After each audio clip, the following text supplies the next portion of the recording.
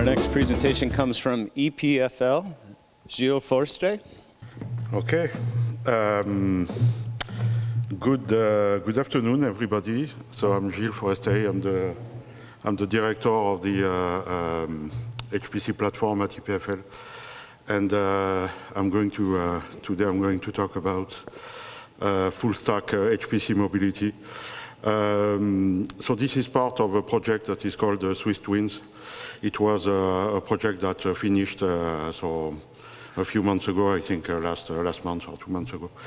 And this project had several objectives, but one of the main objectives was to have institutions inside the ETH domain work together. And so in the work package we were involved in, we worked closely between CTAS and CSCS. The problem that we have with HPC systems right now is that they cannot move. They cannot replicate and they cannot fail over. And the reason for that is that everything inside an HPC system is tightly coupled. So network, storage, compute, OS identity and scheduler, everything works together and you get maximum performance out of this. And because of that, redeployment across platform is time consuming and very fragile in the sense that it's error prone. So the issue is not that it's not just the code portability, but it's the environment portability that is important. So why does this matter for HPC? So the first one for existing HPC workloads. And in particular critical workloads, and you can think about weather forecasting, like there is for Meteo Suisse at CSCS. There's a requirement for geo-redundancy and failover. So think about what happens if there's a power outage at CSCS in Ticino. What happens for the weather forecast?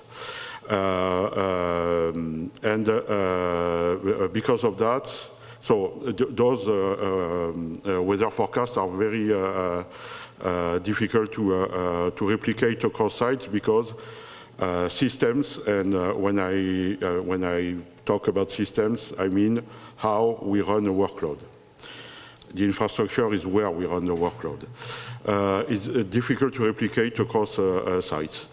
Also, reproducibility across infrastructures are difficult. Scientific workloads must run consistently across centers. It's extremely difficult. It's not just about having a container that you can run anywhere. And this difference in environment creates some friction.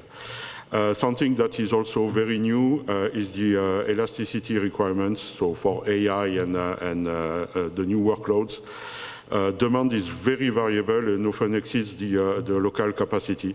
I will talk about this in the next slide. And they require hybrid and multi-cloud execution. So the HPC mobility is already a request in a standard HPC. And we need resilience and disaster control, and just AI just makes this lack of resilience and mobility impossible to ignore. So now if I focus a little bit on why AI workloads require mobility, so there are four main reasons. The AI workloads in general don't run in one place. Demand is elastic. Training and experimentation create an unpredictable GPU spikes. So right now, for example, in 2 weeks, there's a deadline for NeurIPS. And so at EPFL, there is a huge demand. So our clusters are completely full. And so that tends to happen 1 month before the deadline for huge conferences. That's, let's say, I think it's around 4 times a year. And the rest of the time, GPU demand is reasonable. So our clusters are between 50 and 60% full. Right now, they are completely full. If we had twice the capacity, we would fill it with no problem. So this is an issue when you want to size a GPU cluster, a local GPU cluster. So how do you size it, on the peak of demand or the average demand? And this is extremely difficult to determine in advance. Data and compute are fragmented. So data is local, but GPUs are everywhere, and collaborators are distributed among different institutions. Workflows are multi-stage. Training, fine-tuning, and inference, they use a very different optimal environments. So training, you need to have a lot of compute. Inference, not so much. You need to be able to load your model in the GPU. So it's a lot of memory, but the power, the compute power requirements are not so high. And there are also a problem of constraints, so cost, latency, sovereignty, and availability. Sovereignty, in particular, when you move data between sites, it can happen that you also cross legal barriers or frontiers or boundary, and moving this data around is not so easy.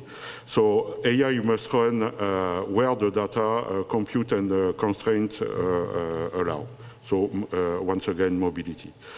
So I will talk about Swiss Twins now, and what we did. The goal of the work package we were involved, so CITAS and CSCS were involved in together, was to create a mobile HPC ecosystem. So Swiss Twins was funded by CERI when Switzerland was out of Raison Europe. It was a very successful collaboration between our two institutions.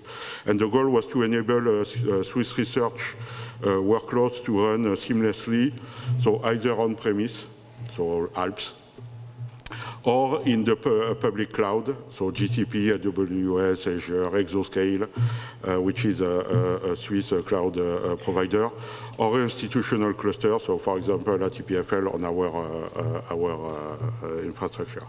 And the goal is to make sure that to ensure sovereignty, so data and compute control, resilience, instant failover, and elasticity, which means scaling with demand. The approach that we used is to base our work on CSCS vCluster technology through a resource portability interface. So you've heard a lot about vClusters over the last few days. I will talk about this, and so the main contribution of this work was to provide a resource portability interface in order to make the vClusters be able to move easily across a platform. The strategy was to decouple any platform-specific dependencies, okay, from the vCluster environment using the infrastructure as code approach. Okay, so now I will go a little bit into the details of the implementation. This diagram, so you don't have to look into everything because it's a bit boring, but it represents an end-to-end infrastructure from the hardware vendors, that are providing the bare metal and along the life cycle of the infrastructure to the end user. So this is what we have right now at EPFL.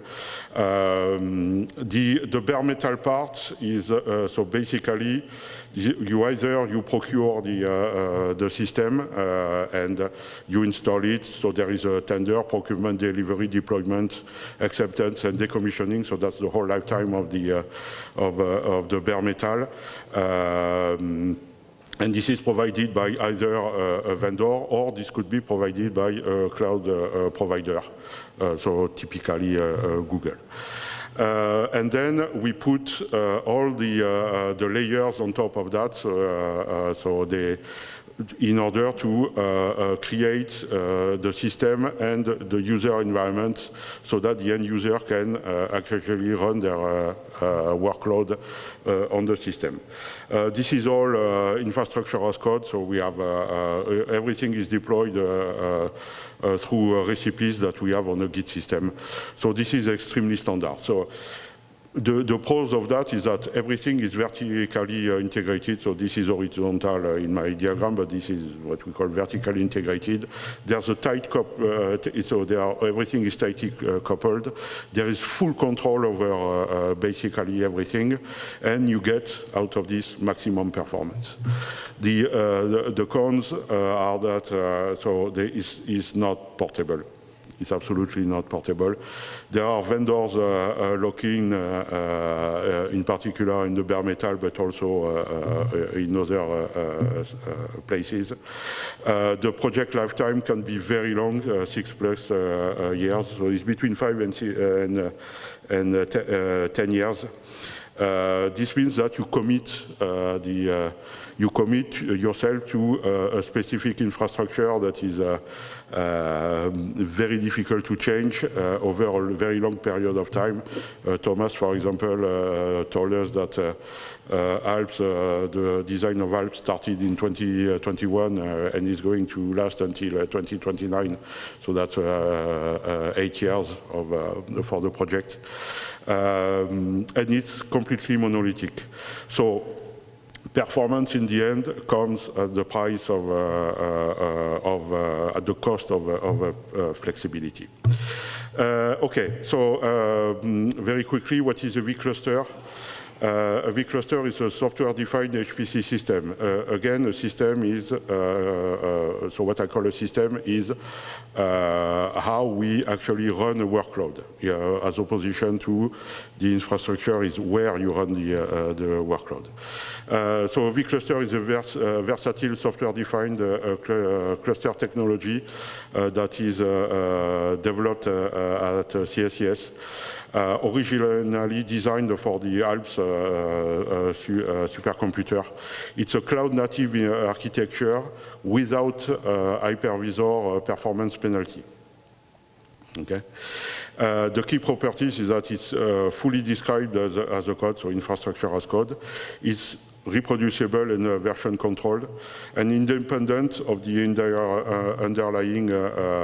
technically underlying infrastructure.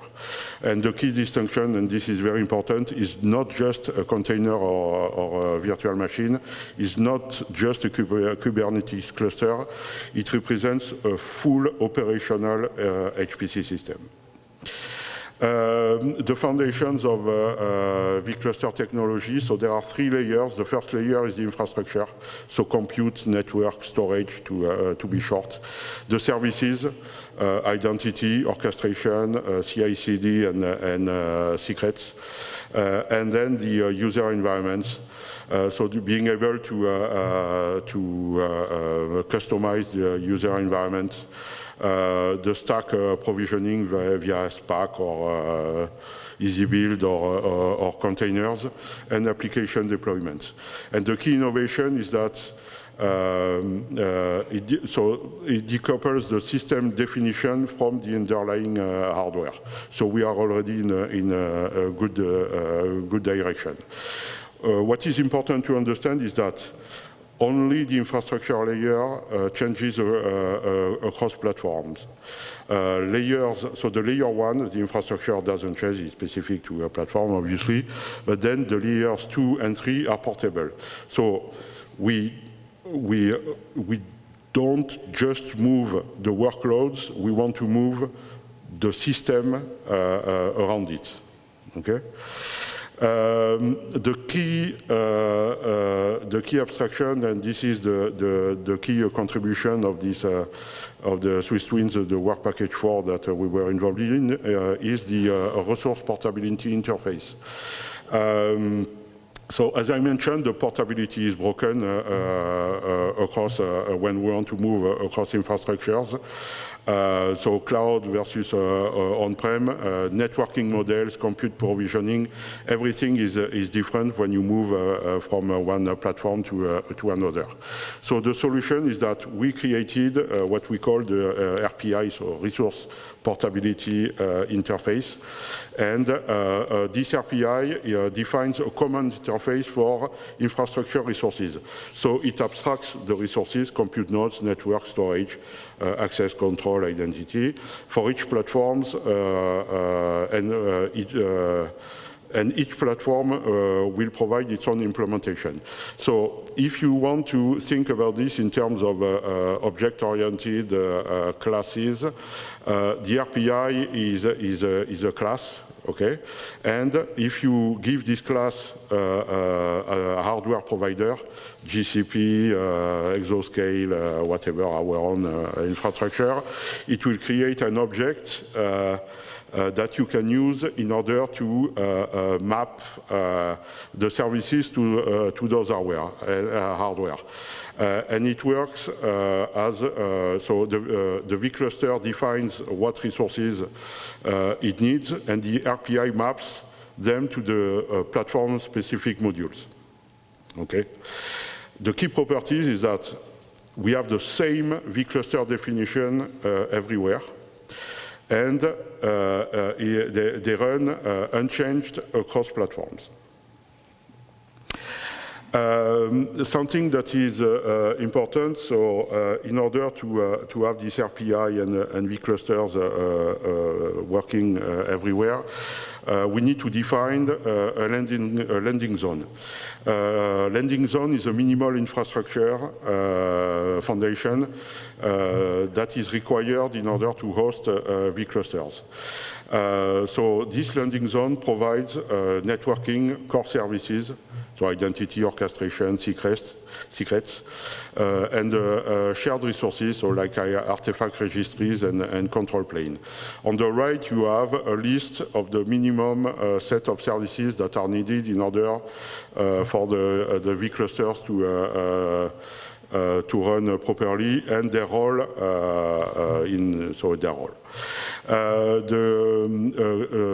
the key points. So the first one is that the landing zone is created once per platform. So think about it as the foundation of a house. You create this foundation, and then you can build your vClusters and everything on top of that. And they're used across multiple, by multiple vClusters. I will talk about this a little bit better in the next slides. So in the end, it prepares the environments so clusters can be deployed consistently. So this is a very important concept. So when I say that we can have multiple vClusters running on top of the landing zone, is that we can compose. See, if we have a landing zone, we can compose multiple clusters on this landing zone.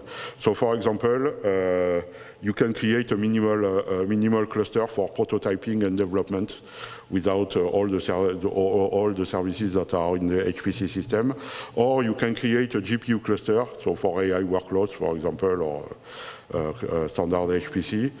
A Slurm cluster for traditional HPC scheduling, or an application-specific cluster that is tuned for your workload. So, for example, Icon, and I will show an example with Icon for a weather forecast.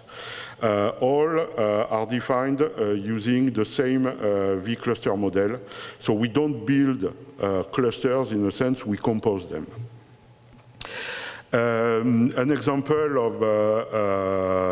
of this is the Google Cloud implementation that we used as a proof of concept and a demonstrator for this project. So there is a four-step deployment process.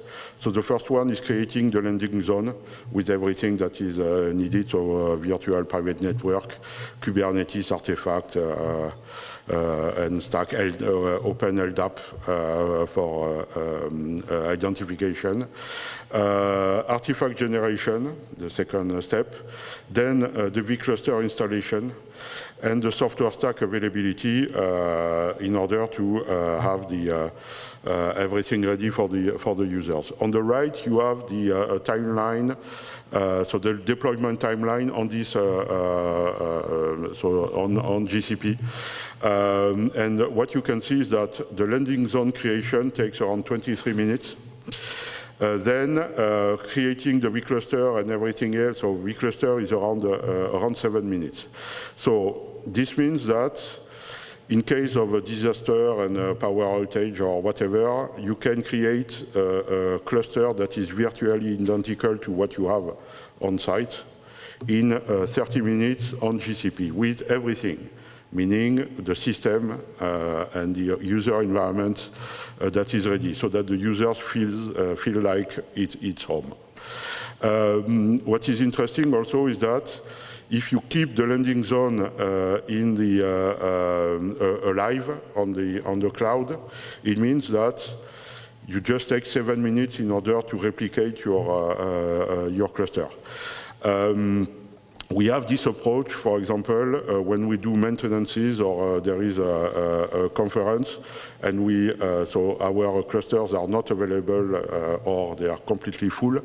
If some people, we propose to our users to be able to replicate our cluster identical in terms of environment, not the hardware because they change, obviously, but we can replicate our cluster environment in the cloud in 7 minutes. Okay, so a lot of people are interested in this. So an example of that is running Icon outside of CSCS Alps or Alps E.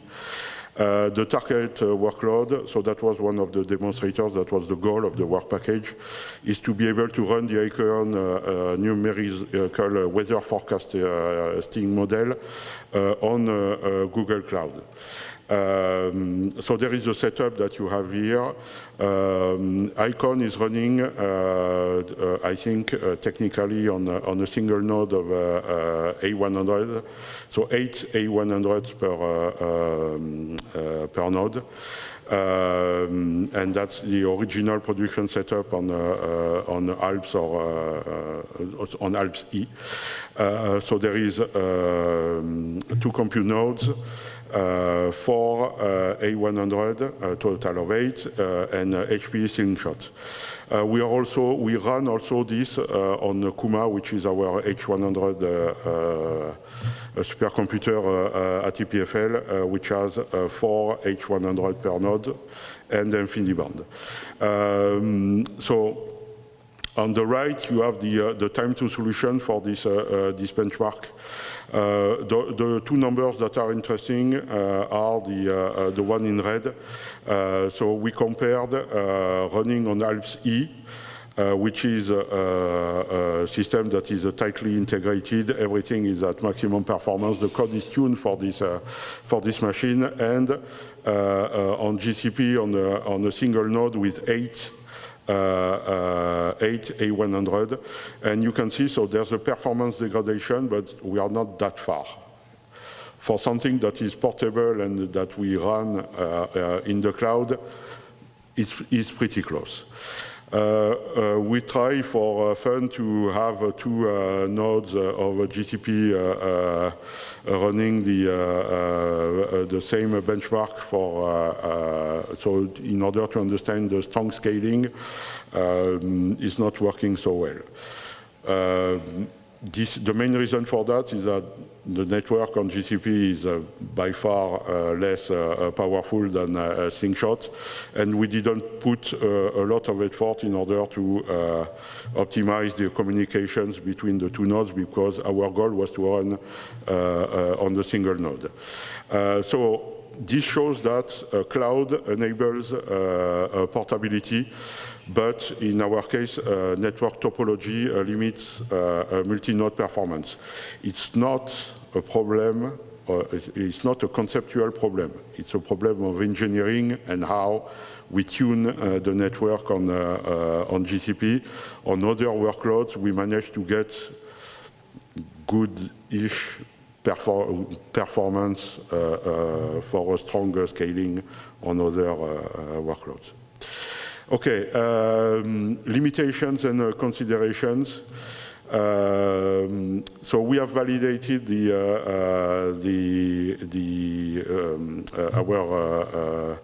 our project on Alps and GCP. That's two infrastructures, and we are expanding this to additional providers. So, for example, Exoscale, which is a Swiss cloud provider, which could be important for medical data because they have certifications that could be important for us. The performance variability. Workloads require tuning anyway to the underlying hardware if you want to really get maximum performance. And the interconnect and topology impact multi-node performance, as you just saw. And the operational complexity, multiple service, so we have multiple service domains, so identity, networking, and orchestration, and cross-site networking and latency remain a challenge. So the key takeaways, so HPC must become mobile. That's absolutely, there's no question about this. The static infrastructures limit the resilience, reproducibility, and flexibility.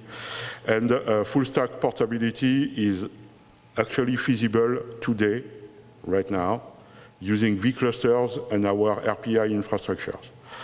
It enables sovereign and geo-redundant infrastructure, multi-cloud execution, and also it can leverage and take care of AI and emerging workloads. So now we don't just move the workloads, we move the HPC systems completely. That's it for me. So thank you for your attention, and if there are questions, I'll take them.